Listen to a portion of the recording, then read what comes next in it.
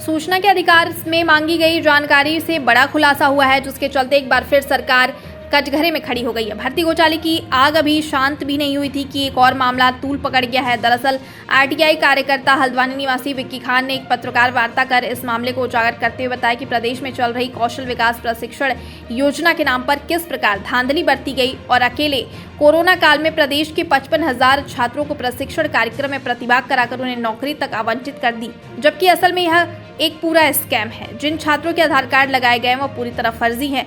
जब इन कागजातों की पड़ताल की गई तो ये फर्जी पाए गए, जिनमें एक आधार कार्ड में अंकित संख्या दूसरे के नाम पर भी अंकित है। इस पूरे फर्जीवाड़े के खेल में 700 करोड़ का चूना लगा दिया गया है, जिसमें 200 करोड़ बच्चों के प्रशिक्षण के लिए बजट आया था और 400 करोड़ आईटीआई केंद्रों के लिए रखा गया था, जबकि अन्य बाकी बजट था।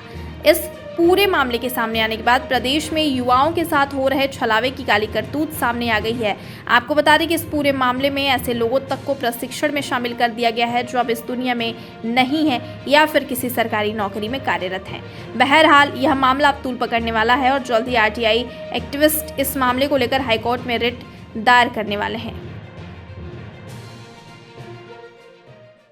ये कौशल विकास योजना के नाम पे उत्तराखंड में बहुत बड़ा स्कैम हुआ है और पिछले 6 सालों में हुआ है।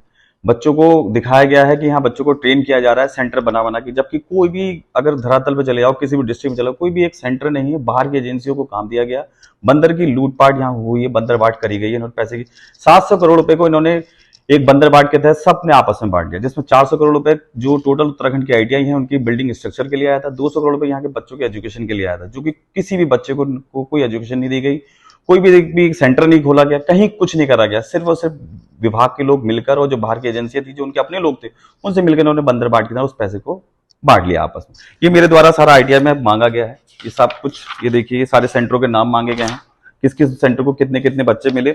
और सबसे बड़ा सवाल तो यह है कि इन्होंने उस समय ट्रेनिंग दे दी जब हमारे देश में कोरोना काल था 19-20 और 20-21 में। उस समय इन्होंने 2 साल में 200 करोड़ रुपए का बंदर बांट कर दिया। और जब मेरे द्वारा आईटीआई में पूछा गया कि आपके यहाँ जो चयन समिति होती है उसमें कौन कौन थे, तो कोई एक जवाब नहीं दिया गया। मेरे द्वारा पूछा गया कि कौन कौन सा पैसा कहाँ कहाँ लगा दिया गया, उसका भी कोई भी जवाब नहीं दिया गया। किसी भी तरीके से जवाब देने में ये मूर्ख साबित हो रहे हैं।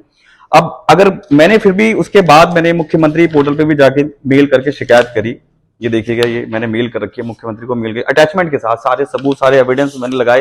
ये बच्चों का डेटा लगाया, ये वो बच्चों का डेटा है जो कि फर्जी है, जो कि ये बच्चे ओरिजिनल है, उन्हीं के फर्जी आधार कार्ड बनाए गए, आधार कार्ड पे ही बना के उन्होंने ट्रेनिंग सेंटर चला के दिखाए गए और उसके बाद इनको पेमेंट नहीं हुई। लेकिन फिर भी कोई कार्रवाई होती हुई मुझे नहीं दिख रही है। और जिसमें टोटल अगर 2 साल का मैं डेटा उठाता हूं तो 2 साल में 80,000 बच्चा इन्होंने परीक्षण कराया, जो कि मैं मानता हूं कि हमारे उत्तराखंड में एक साल में हाई स्कूल इंटर में 80,000 बच्चे पास आउट नहीं होते हैं, और इन्होंने 80,000 बच्चा 2 साल में ट्रेन कर दिया गया है और उनको नौकरी भी दे दी गई। क्योंकि इस स्कीम में वो भी है कि आप 6 महीने आप बच्चे को ट्रेन करेंगे, 6 महीने बाद उसको कहीं ना कहीं किसी फैक्ट्री या किसी संस्थान में आप जॉब दिलाएंगे, कुछ नहीं है।